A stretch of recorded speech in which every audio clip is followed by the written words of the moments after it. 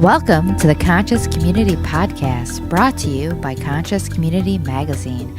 I'm your host, Janae. And I'm Spencer. Our guest this episode is Michigan-based author and speaker Scott STABILE. Scott has a devoted social media following, including over 350,000 Facebook fans. We discussed his latest book, Big Love, Social Media, Failure, Success, Pain, and Healing. You can learn more about him on social media at Scott STABILE or on his website, www.scottstabile.com. Welcome, Scott, to the Conscious Community Podcast. We're excited to talk to you today about your book, Big Love, and your experiences, your failures, your successes, and your advice for our readers and listeners. So thank you for coming on the show. Thank you so much for having me. I'm excited to be here.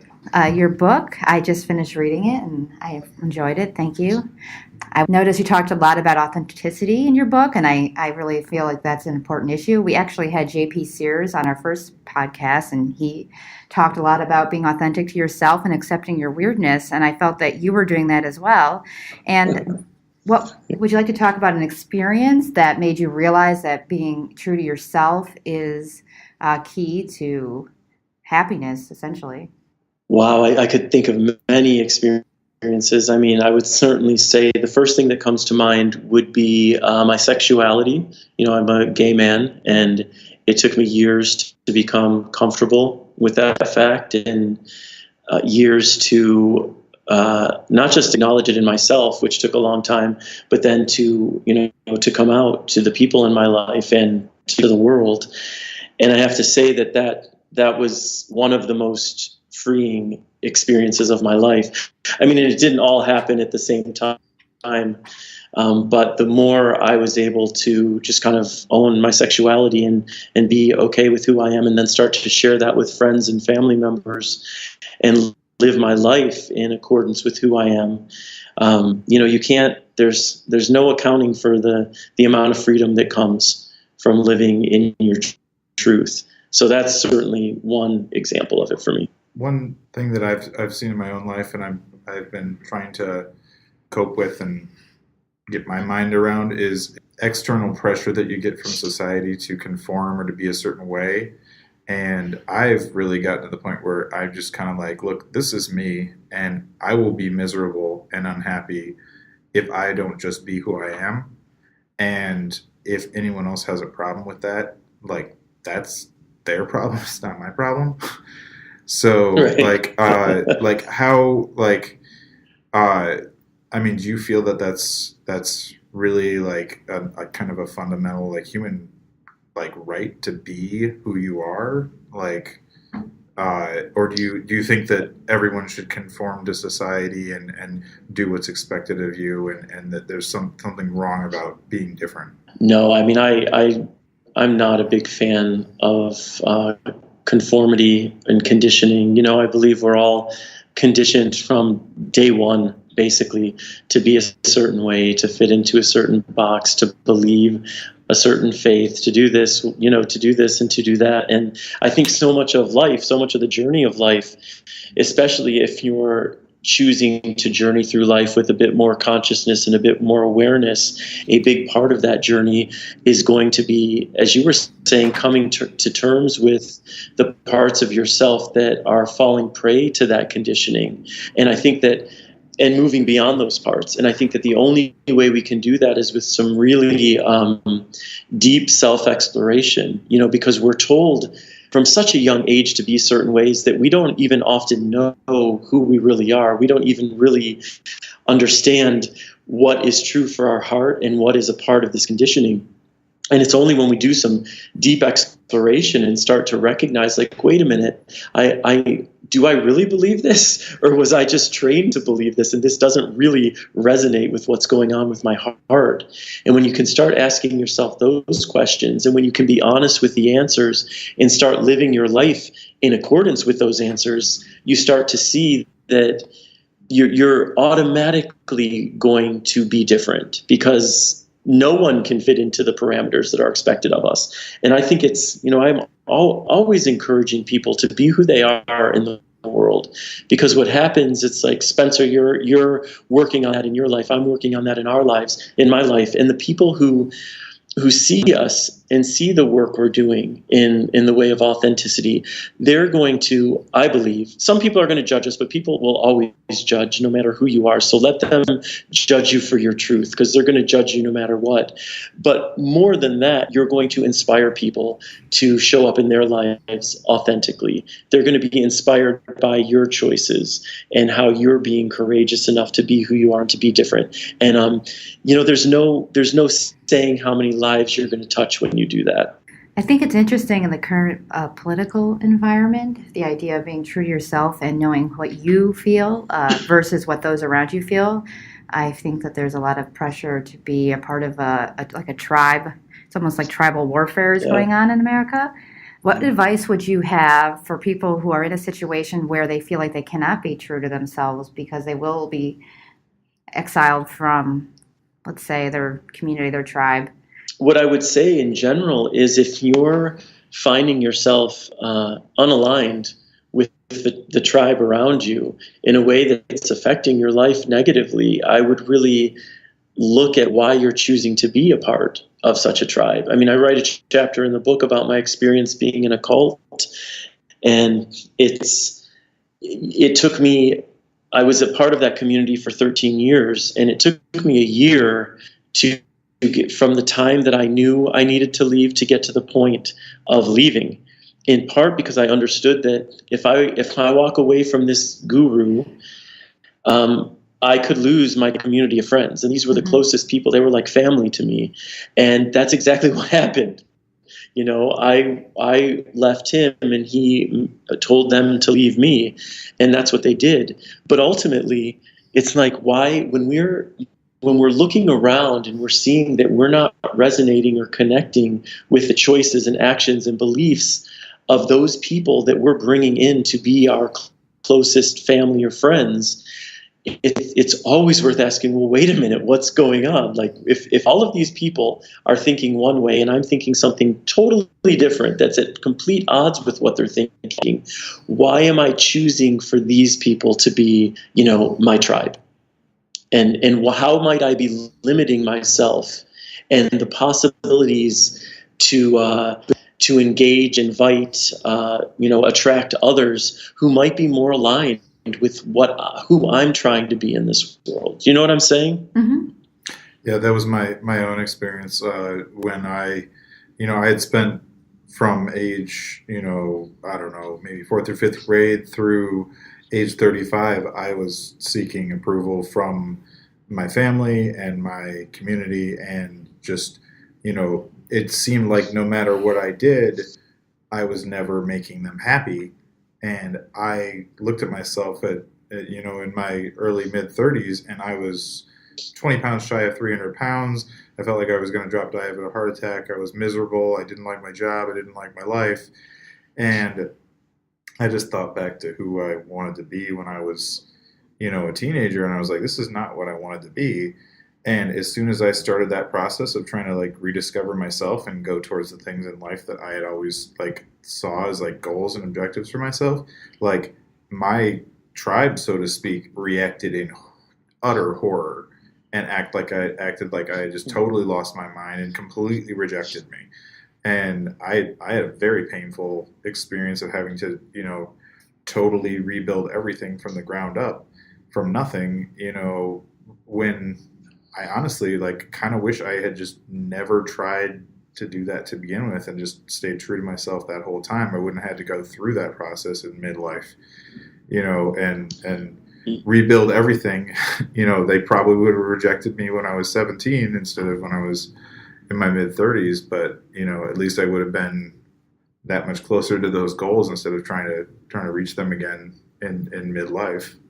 Hey, but kudos to you, man, for doing it in midlife. So many people just go through their entire lives and never make the choice that you made. They never find the courage within to step outside of their conditioning or outside of their tribe and actually live in accordance with their heart's desires. So, I understand your perspective and feeling like it was later than you wish it would have been. But, I look at my life at moments and I think, God, I wish I would have learned this sooner or done this sooner. But we do it when we can do it. And I ultimately trust in the timing of things, and like we do it when we're ready to do it, but I congratulate you for making that choice. I agree, Scott, that things happen in the timeline that they happen on for a reason, because perhaps maybe you weren't ready mentally, emotionally, for whatever change that you were moving towards.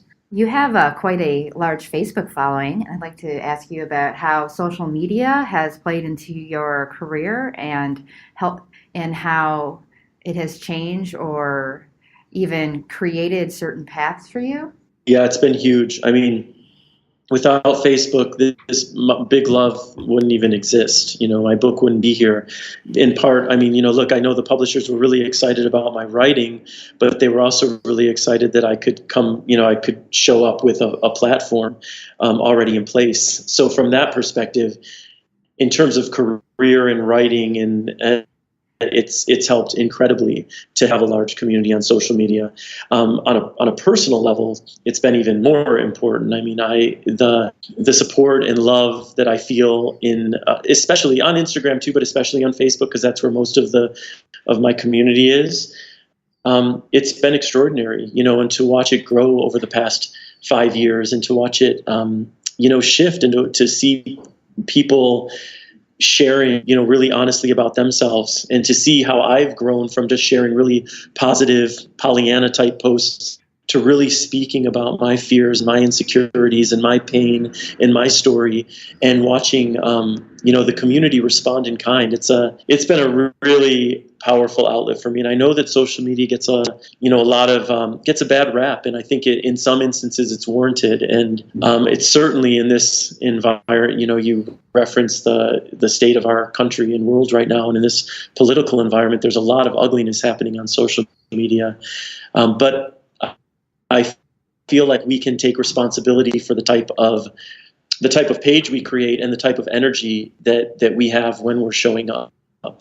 And I'm really trying to be conscious about how I'm showing up to my Facebook page, and even when I'm discussing politics or provocative issues. And I don't always succeed at this, but I'm trying to bring more empathy and more compassion to the conversation, because I don't want to fuel the division. I don't want to spit more vitriol on this fire of hatred that's happening in our country.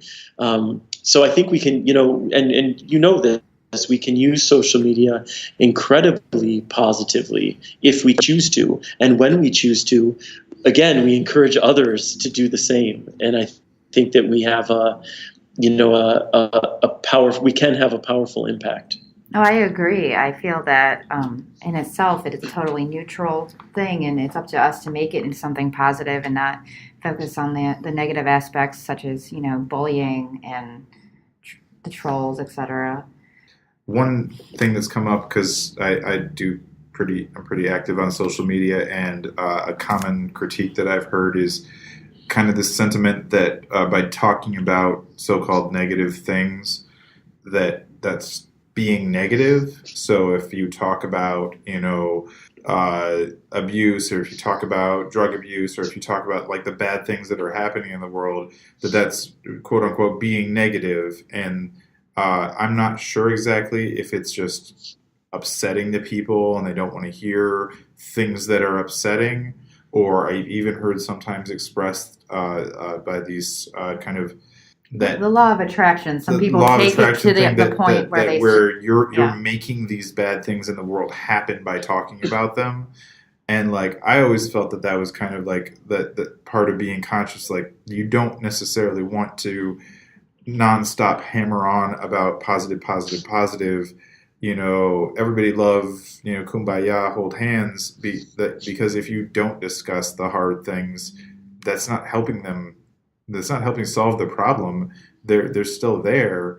That they're just happening behind a layer of stigma or behind a layer of denial, and that's if anything, making it worse. I agree with you completely. I'm not a fan of. There's the term spiritual bypassing, and I think that exists a lot with spiritual people and I count myself among the, quote unquote spiritual people, the personal growth, metaphysical people, people, seeking greater consciousness. Because I get comments on my page like that as well, Spencer, where people will say, you're feeding the negativity by even bringing it up. And I think it's just an avoidance technique. I think that we live in a world and in a country that is it's such an addictive society, and we are so averse to being in our discomfort or being in feelings that are anything but comfortable, that we're constantly numbing ourselves and we're constantly escaping. And some people are doing it with drugs, and some people alcohol, and some people shopping and whatever else. And some of us are doing it simply by avoidance. We're professing that we're vibrating on a higher spiritual vibration. But for me, that's, it's not real. It's nonsense. I believe in higher spiritual vibrations, but I think to ignore the injustices that are in our face in this world every day, all over the place, and to pretend like that by not engaging we're somehow vibrating on a different level, it's just not real. It feels bogus to me. It doesn't feel like we're being honest with what's really going on. And if we're not willing to be honest with darkness, and if we're not really willing to be present in our pain, if we're putting a wall up to that experience, believe me, we're putting a wall up to the light as well. We're putting a wall up to the deepest possible connections we can be having with others. We can't really be selective in that way, I don't believe. Yeah, I mean, I guess one analogy I would use is, if you made millions of dollars running a sweatshop in Indonesia, and your wife goes to a yoga retreat in Peru with the money that you made, and she's very relaxed and feels very enlightened, sitting there on a beach, doing her yoga poses with a guru, she's not really, she's kind of, she may feel relaxed and happy and safe and calm, but like at the cost of great injustice, we have to be, we can use all that enlightenment, all that centering and the strength that we get from the higher consciousness to go out and deal with these problems instead of using it as an avoidance strategy to just pretend none of it's happening. That's something that I've really tried to do is like all this stuff gives me the strength to be able to deal with the hard stuff. Yeah, I mean, that makes sense. And also there's no one, I have yet to meet somebody who is really feeling all good and peaceful all the time, even if they're saying that's the case. That's the other part of this thing, is that it's not real. Like, people are lying to themselves. We're telling each other that you can choose happiness whenever you want. You can't choose happiness. It's not how life works. Happiness is a feeling. We don't choose our feelings, and we're putting all this pressure on each other to be happy all the time and to be zenned out and to be peaceful all the time. And I have to say, I have fed that in my life and in my writing, but I'm recognized more and more that we're not serving each other by suggesting we need to be all pieced out and zenned out and happy all the time, because that is not the reality of being human. I've met very, very wise people in my life, and they still got stressed out sometimes, and they still got angry. That's the reality of being human. I think the difference is what I find in the people I see who are the most peaceful, it's that they seem to have the deepest acceptance around whatever they're going through. So even if they're stressed out and angry or whatever, there's often a level of acceptance to the experience, in which case you're not adding to your stress or to your anger by also your frustration with the fact that you're being stressed and angry. You know what I mean? You're just kind of accepting, okay, this is what I'm feeling right now. This is what's moving through me right now. And it will move through me. And I'll be feeling something different whenever I feel something different. That's how feelings work. But I think we end up adding a lot of extra pressure on ourselves to be perfect spiritually and to always be this or always be that. And it makes the experience even worse than it has to be. Absolutely. On a similar note, talking about negative emotions, you had an experience where you wrote a movie that ended up being a flop, which you talked about in your book. Can you tell us about how failure, how to respond to failure, or how we can turn something we see as negative into something positive? Sure. Well, I mean, we all know failure. I don't think anyone who's experienced any sort of success did so without overcoming however many failures to get there. So, I wrote a movie that was a profound flop. It is still the lowest grossing wide release film in history. So it's really What? the biggest flop ever. I don't know. I don't mean to. So wait, that's kind of a success. Yeah, I was going to say that's a huge Yeah, exactly. I've got the biggest flop of all times on my hands.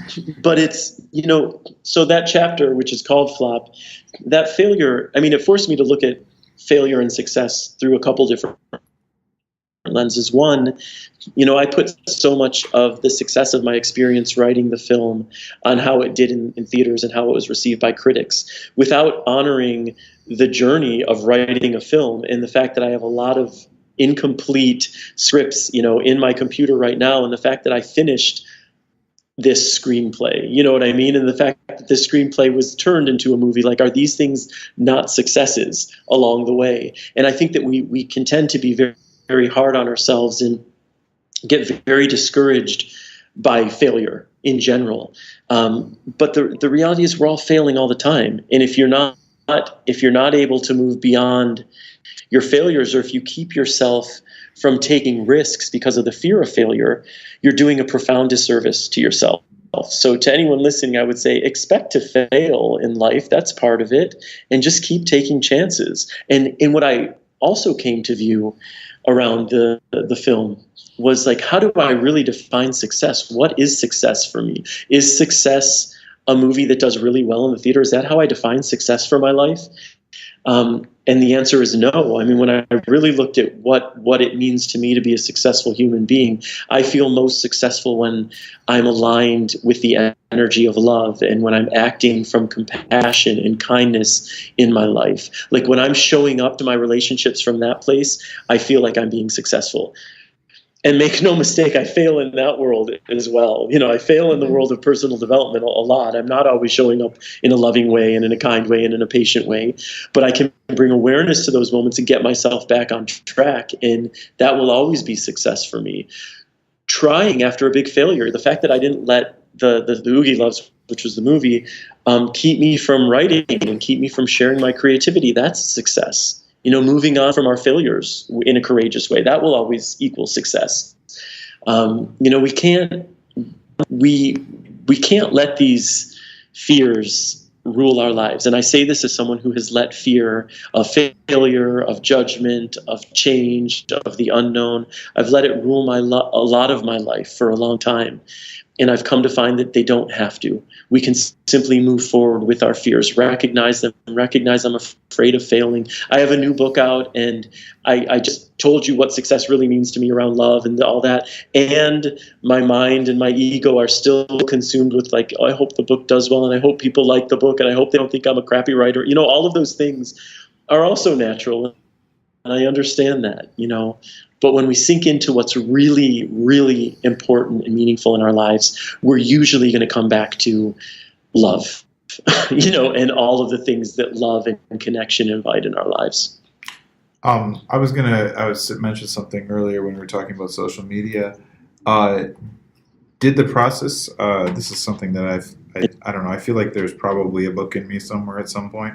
And did the process of writing for social media, like, did that warm you up to the process, or was that part of your process of eventually writing a book? Like, were there pieces of what you did in your book? Was that in the post that you were writing? Were you working on, like, the craft of writing? Because that's kind of how I feel like I've really, like a little paragraph at a time, like, a lot of the ideas I've developed and, like, the worldview that I'm working on, what I really want to say, I've been kind of working out just a little bit at a time through social media. Was that at all part of your experience? It was a big part of the experience. Yeah, absolutely. I mean, in part because several of the chapters were much shorter posts on Facebook. So I took some of the posts that I felt really resonated with people, or the posts that I really liked, and just expanded them dramatically, you know what I mean, and made them into something much meatier. But a lot of the book started on social media and just the practice of writing. I'm sure you both have books. We all have books in us if we want to write them. But the practice, the habit of posting, regularly, engaging with others, getting a sense of how people respond to certain things that you write. Not that you have to let that dictate what you choose to put in your book, but it's always interesting to see how people are responding to certain messages. So yeah, I think the Facebook page in every way imaginable has played into the creation of my book. I think in that sense, it's interesting how things are more collaborative now. Is for creatives. For example, you wrote another book which you crowdfunded, and do you want to talk about how the process of using crowdfunding and how that first independent book led into this book? Yeah, the first book was called Just Love, and I wrote that a couple years ago. The process of crowdfunding for me was excruciating. It was a really provocative experience for me. And I mean, ultimately, it was really great in ways and really painful. I mean, painful in that it provoked so many of my insecurities. So not only are you putting your creativity out there to the world, but you're asking them to support it. And I am, my strength, I would say, is not in marketing myself overtly like that. And it's not in asking for money for my creativity. A lot of artists aren't really great at that, and I'm becoming better, and I'm trying to be more conscious around money and art and all of that. But with crowdfunding, you're putting it all out there. You're saying, here I am, here's my project, will you please support it? So there's that element where all of these fears and insecurities are being provoked. And then it's 30 days, which doesn't sound like a lot of time, but it feels interminable because the first couple days, there's all this excitement and everyone's supporting it. And then there's this long lag time in the center where there feels like a lot of dead energy. And then at the end, again, there's all this excitement because it's coming to an end. And so people, all the procrastinators, I count myself among that tribe. They wait till the final last moment to support it. It was a beautiful experience in that you're realizing that people are, I was fortunate enough to fund my project, and you see that people really they're taking your work seriously, and they feel impacted by what you're doing so much so that they want to support it and they feel excited about supporting it. And then the moment the funding ended and I knew I made it, and there was this thrill. Oh my God, this is exciting. And then you're hit with, oh my God, now I have to deliver, the book that I promised to everybody. And so then it's the fear and terror of that. And I'm making it sound really, really horrible, but the truth is there were really horrible elements to it for me. But then there were also really exciting and beautiful parts of it. And then creating the book was wonderful. And I feel really, really happy with how the book turned out, and I was really excited to deliver that book to the people who supported the campaign. And again, that led me, that was in part also what led me to this book now, which I went through a more traditional publishing route, and signed a book deal and had that experience, which has been wonderful. But all of these things have played a part in it. All the Oogie Loves. I started my Facebook page because when I wrote the Oogie Loves, a PR guy said, hey, you should really get a page going to interact with fans and to promote the film. And that was the whole reason I started that Facebook page in the first place. And the film flopped, so I didn't have anything to do around the film with it, but I suddenly had a Facebook page. And I'm like, well, what do I want to do with it? And I started to write about the things that are important to me. So it's the Oogie Loves, again, I look at that, you can look at it as this big failure or whatever, but that is what launched my Facebook page, and my Facebook page is what led to my books coming out. So, you're planting seeds all along the way, I think. That's kind of where I'm at, where like everything, I wouldn't be able to do this podcast or some of the other projects I'm working on if it hadn't been for all the abortive attempts at things that I've done over the years, where I learned the things that are now coming into play. I wanted to ask you, mentioned how you had spent 13 years in a cult, and now you consider yourself on the spiritual path still. Was there a healing period? How did you go from having your spiritual life dictated by a guru and then change into being able to find where you're coming from your true self? Well, a lot of what I responded to with the guru and with the cult, with that community, was that so much of what was being talked about was in alignment with who I really am. I mean, we were constantly talking about unconditional love and unconditional friendship and being present with our darkness and our pain in an honest way. So everything that was happening in there, not everything, but a lot of what was happening there felt really right. And that's why I got involved in the first place, because it felt like, this I get, this makes sense to me, this is how I feel and what I believe. What ultimately discouraged me from staying there was recognizing that the guru, the leader, wasn't who he said he was, and there was a lot of manipulation, a lot of lying that went on in the cult, a lot of words and actions that felt outside the bounds of love for me. And that's why I ultimately chose to move on. But so when I chose to move on, it wasn't that I needed to find myself, because I felt like I'd long been on a path of love, and I knew that was my path in this lifetime. So that stayed the same. And moving away from him as a teacher was also fairly easy, in that I was really ready to leave by the time that I left, and I was really disheartened by his path and his way of doing things. What was brutal was losing, a community of, say, 25 friends who I was seeing all the time and spending most of my time with, and all of whom deleted me from their lives overnight. So that was really the biggest shock, and the hardest part of moving on from that point in my life was just grieving, the loss of a family. Yeah, I think that's a really hard thing to learn when you it doesn't necessarily have to be a spiritual teacher, but if you have some kind of mentor or a teacher who kind of put up on a pedestal and you learn a lot from, and then the point where you realize that they are not only human too, but maybe they are not such a good person after all, is really, it's a difficult, it's easy to reject some of the things you've learned. It's easy to, be really confused and disheartened. And I think a lot of people are in denial of that. And that, going back to stigma and not wanting to talk about the negative things that are happening in the world, like some really terrible things are allowed to happen, perpetrated by, these types of people, because the people who, like their followers, are in denial of, their whole worldview is going to collapse if they admit that their priest or their whoever it is abusive. And, you see that in the Catholic Church. They've had their scandals, and there's a real deep divide in the Catholic community between people who want something to be done about it, and then you've got, on the other hand, people who want to deny that any of it's happening, because if they admit that it's happening, it just destabilizes their worldview. And in the meantime, people are being hurt.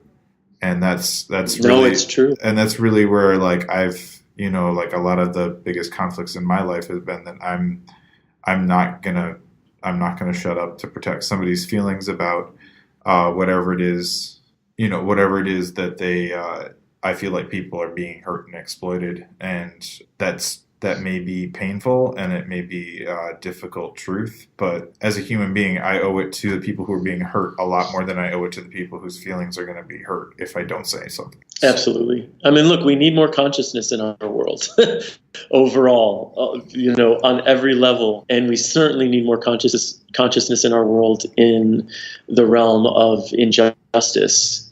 We need to be willing to look at, honestly, what's going on in this country, on so many different levels, just how sexist this country is, just how racist this country is, just how homophobic this country is. We need to be honest with these things, because there's no healing that happens within denial. It's not possible. So until we start acknowledging what's going on and our place in what's going on, we're not going to get to the other side of it. And luckily, happily, I feel like more people are, and it doesn't necessarily feel that way all the time, because it's such a dark political reality right now. But the other side of that is, I feel like more people are waking up in a different way, in many different arenas.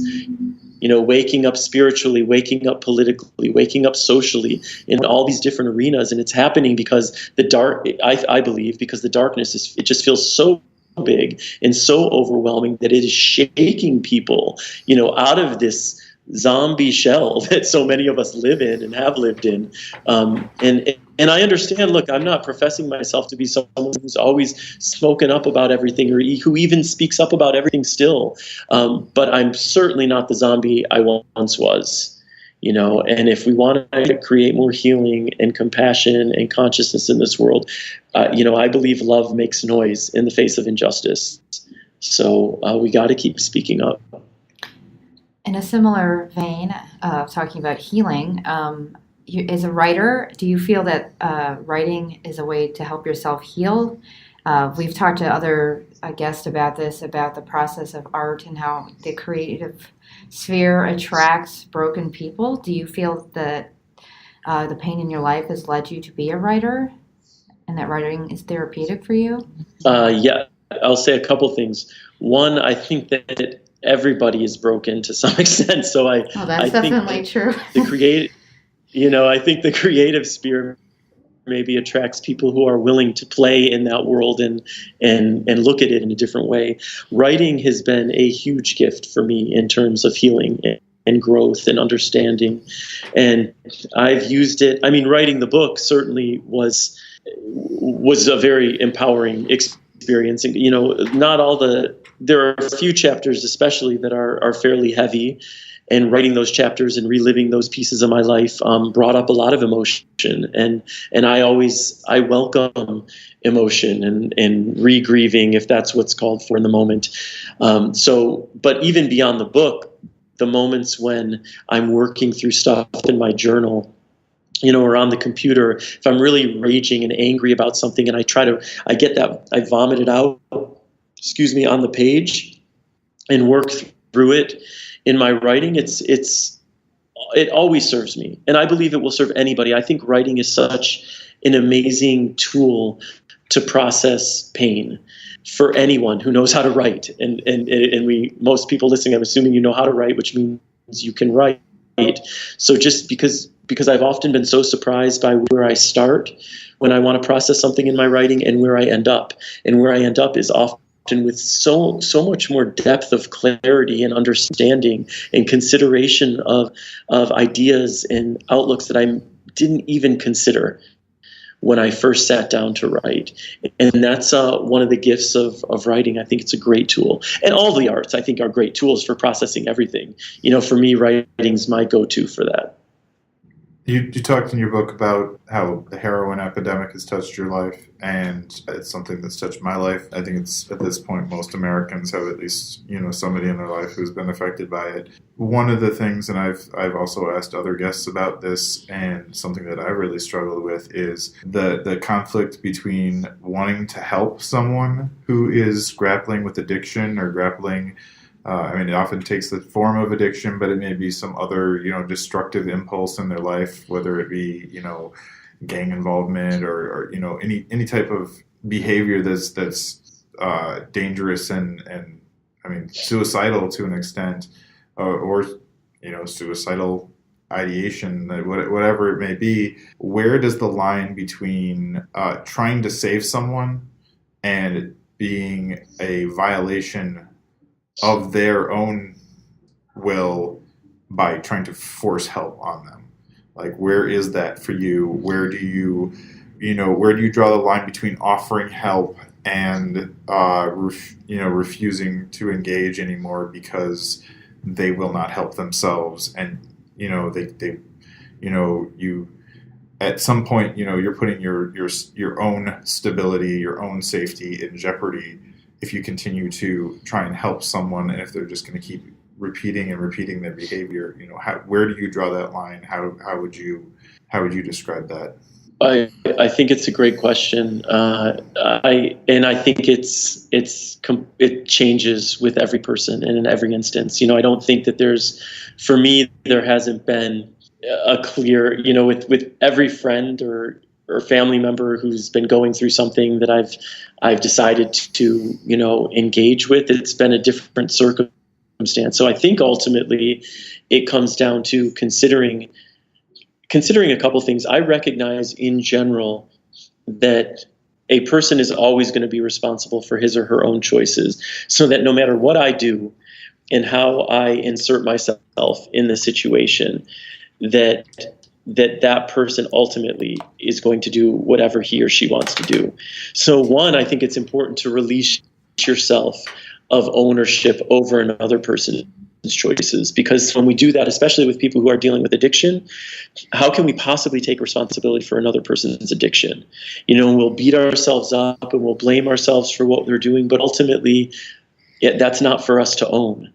And I say that because I think it's important for us to recognize that, so we can let ourselves off the hook of owning it, and so that we know when we go into helping another person, it's as much as possible without an attachment to the outcome, because we have no control over the outcome.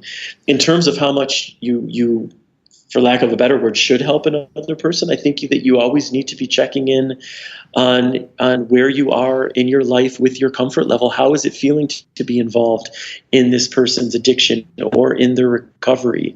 I write a chapter about how I feel like I didn't show up for a friend who ultimately ended up dying of a prescription drug overdose. I felt like I showed up for him later than I could have. And I did that because I didn't want to be involved. I saw, my brother OD'd on heroin and died, and I grew up in a very addicted household. And I was living with a man who then ultimately, as a friend, ended up becoming addicted to prescription drugs, and everything in me wanted to run. So I made that choice not to be involved. But I don't think I was showing up as a great friend by making that choice. I think I was protecting myself. But I think I could have potentially done both. I think I could have set boundaries for myself and still shown up for my friend in a stronger way. I ultimately showed up for him down the line. He ultimately ended up killing himself. And I mean, dying from drugs, it's not clear whether it was suicide or an overdose. But ultimately, I recognized that I could have shown up for him in a stronger way as a friend, and I couldn't take responsibility for what he ultimately did. And I think it's we have to constantly be checking in with ourselves in our friendships in general. Are we showing up to the best of our abilities as a friend? Are we creating boundaries for ourselves within our relationships that allow us to show up as best we can? And I think we have to continuously ask ourselves those questions and reframe our connection based on how we're answering those questions. In your book, you made some interesting observations about the nature of forgiveness.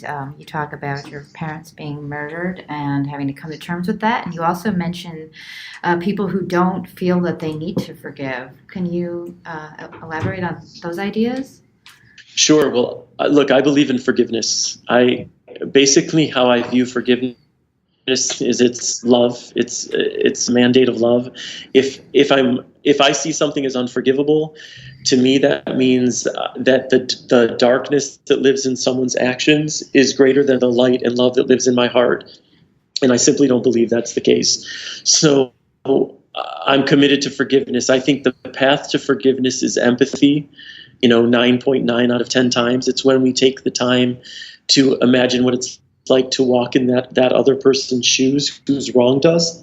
When we take the time to consider their struggle, we're more likely to find our way to forgiveness. When I talk about not everyone has to forgive, I mean, no one has to do anything they don't want to do. I'm committed to forgiveness, and I know because I'm committed that I'm going to find my way there. I did a workshop where a woman came up to me after and told me about her stepfather who abused her when she was a young girl, and that she would never forgive him, and caused her too much trauma, and still to this day. And she was telling her story and sharing her experience, and I understood, and I get it. She doesn't want to forgive him.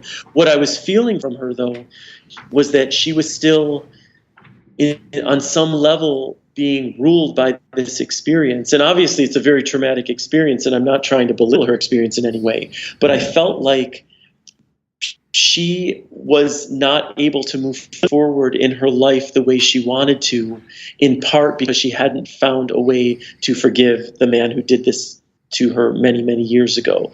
That was what I was feeling about the situation, and which may or may not be accurate. And I just think that we know what it's like to hold on to blame. We know how toxic that feels in our system. We know what it's like not to forgive. We know what it's like to hate. We know that those feelings don't ultimately serve us. So if by not forgiving someone, you're not free from the experience, I encourage people to look at the possibility of forgiveness and to consider empathy and compassion in doing so. You know, I have another friend I write about in the book who's married and loves her husband and had a really bad boyfriend who cheated on her and was just a bad boyfriend in a lot of ways. And she hasn't forgiven him, but she doesn't think about him. You know, like he doesn't factor into her life anymore. She's not controlled by the past in the way I felt like that other woman was. And I just think, look, for me, forgiveness is the choice I always want to make. I know if forgiveness feels like freedom, but I don't want to suggest that everyone has to make that choice. I believe it's always going to benefit anyone who makes that choice. But, you know, there aren't rules to how we have to live our lives. Okay, so one experience that I had is that I was in, I don't want to rehash all the details. I'll bore everybody when I write a book someday. But I was in a situation where there was a lot of people who were in need. There's people who were going through all kinds of trauma and troubles, and I felt kind of like a man in a shipwreck. There was like drowning people all around me, and they were dragging me down, and I was trying to help, and it just every time I tried to help somebody else, there was somebody else who was even more in need, and they were just all kind of clawing at me, and I was totally overwhelmed by the situation, and not trained or able to deal with it in any way, and in coming out of that experience, I was very, very lucky to have friends of mine rescue me from that experience, and coming out of that experience and telling the people in my life as I started over and rebuilt what I went through, that I've had a lot of people be very judgmental and say, well, how could you hang out with those kinds of people, or what do you expect if you hang out with those kinds of people? I'm curious if you think it's denial, or if it's just naivete, like that I don't think most people realize just how bad a lot of people have it in this country and around the world. That we have some very safe little enclaves around this country where things are very normal and happy seeming on surface level, but there's a whole lot of misery in this country, and a whole lot of places where that is just the norm. And I don't know if you could speak to that at all, as far as like I have a friend who moved from Boston, and she moved away from Boston because of everybody she knew was overdosing, and it's just, like, I don't know if there's anything you can say about that, as far as, I just feel like we are kind of in a crisis state right now, and it's kind of like we have gone this far and we have not talked about it, and we have ignored it, and it has not fixed things, and it is really at a breaking point where we have to start talking about these subjects and figuring out a way to deal with them.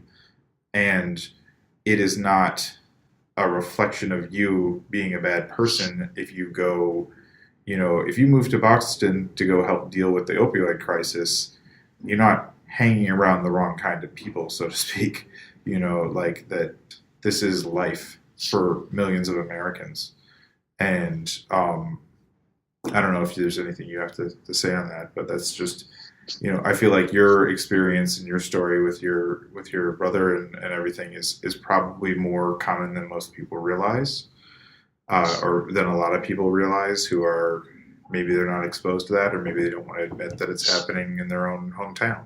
Yeah, I agree. I mean, look, I think if there's one blessing from the opioid crisis that's happening right now, it's that more people are recognizing that this isn't some isolated event that affects that bad person over there in that neighborhood. That's because it is a crisis, and it is affecting so many different families in every demographic. And I think that we're having more conversations about it. I agree with you wholeheartedly that we need to be talking about these things that are difficult to talk about. I mean, that's what I was saying a little bit earlier. It's like, until we start discussing them, until we start being honest with the experience of them, we're never going to move beyond them. The reason why, when you're asking why do people not, is it denial or avoidance? I mean, I think it's a mix of everything, but I think in general, we live in a world that, yes, it's very beautiful, and there's a lot of light, and there's a lot of wonderful, wonderful things about this reality. But there is so much pain and so much darkness and so much violence and war and all of these just disgusting, disgusting things that people are overwhelmed and don't want to face it. I think that with social media and the news the way it is now and the inundation of information, it's completely overwhelming. And I think that people are more caring than maybe we even give them credit for in general. But it's like, how do you process? You were talking about your experience being around a lot of people, and it dragging you down and you needing to escape it. Well, if you watch a half an hour of news and hear about, 6 different countries with different civil wars going on and poverty and human trafficking, it's like, it's too much to process.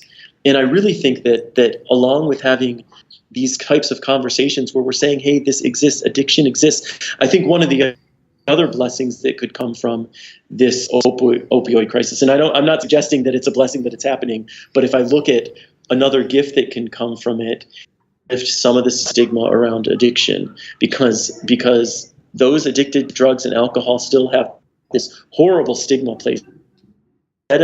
Instead of approaching them and the situation with the intention of treatment and recovery and embracing them as brothers and sisters who are in need of support, we're jailing them, and ostracizing them and stigmatizing them. And it's the exact opposite of what we need to be doing.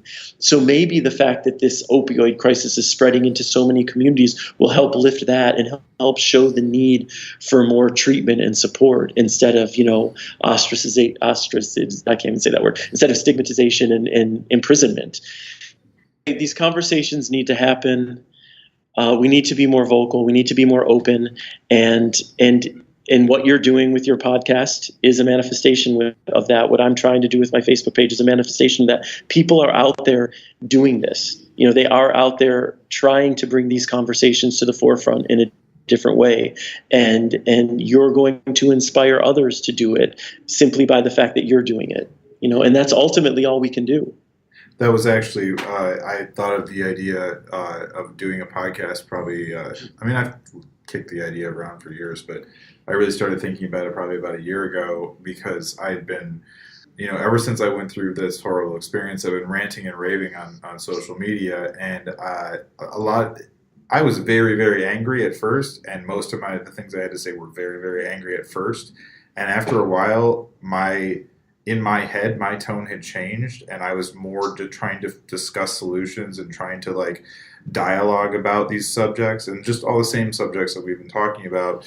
And people still perceived my writing. You don't get tone of voice in writing the way you do, in spoken communication. And because I had been so angry, people were still perceiving what I was saying as angry. And I had a number of people tell me, you should do videos, you should do YouTube, you should do a podcast or something, because when they talk to me face to face, they don't get that same. Sometimes they do, but they don't get that same degree of anger. I'm really just trying to find solutions, and doing this podcast was one of my ways of trying to address these issues. Because maybe now after I do this for a while, I can go back and write a book once I've kind of set the tone. But I really want to people to hear it in my voice. What I'm trying to do here, and I don't know if you necessarily get that in a wall of text on Facebook, people tend to think that if you write 750 words in a Facebook post, you're totally irate. Right. No, absolutely. Absolutely. They'll attach, they're going to attach whatever meaning they want to attach to your words, That's the other thing I wanted to say. I remember one other thing I wanted to say was also the idea that, we don't have a lot of control over what's happening on a global scale, but we absolutely have control over how we're showing up in our communities, how we're choosing to be of service in the world right outside our door. And that in that world, we can make a profound impact. And that's how we can touch people. And that's how we're so often touched by people, simply by the connection. You watch the news and you think the world's all in flames. And yes, there's a lot of crises out there. And yes, that's all very real and important and needs to be addressed. And the other side is when you walk out your door and you're just going into your community and interacting with your neighbors, you come to find that most people are just, focused on living their lives and taking care of their families and going to their jobs and doing that. And that when we can become kind of more immersed on a micro level, we have a much better odds at reflecting on the good that exists in this world too, and feeling a bit more hopeful than hopeless.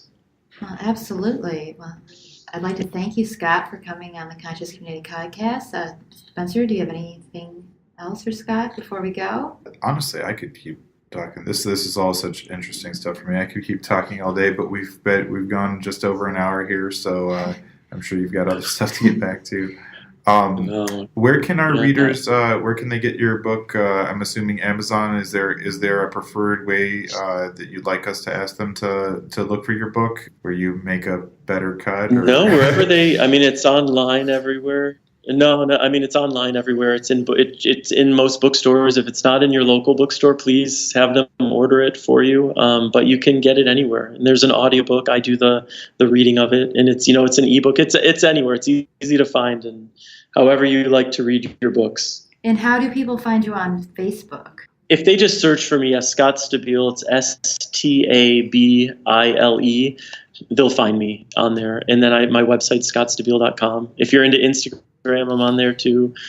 I'm pretty easy to find, I think. So what's up for you next? Big love. It's all about big love right now. I'm not thinking about, I suspect I have another book in me at least, but not right now. I've been on doing a book tour for the book and, just kind of promoting the book and feeling it. It's only been out a month, so it's been exciting, and that's what I'm doing. Sounds great. All right. Well, thank you so much for coming on. It was a great conversation, and we look forward to seeing more from you, and we'll be in touch on social media. If you keep an eye on our stuff, we'll tweet at you and let you know when the episode comes out, so you can give it a listen, and look forward to staying in touch. Thank you both so much. I'm really grateful. And Janae and Spencer, you're doing really good work here. So thank you. Thank you. We appreciate that. Have a great day. Bye, Scott. You too. Bye. Thank you for joining us here on the Conscious Community Podcast. If you'd like more information about sponsoring this podcast or advertising with Conscious Community Magazine, in print or online, please email me at spencer@consciouscommunitymagazine.com. That's SPENCER, or call 630-492-0831.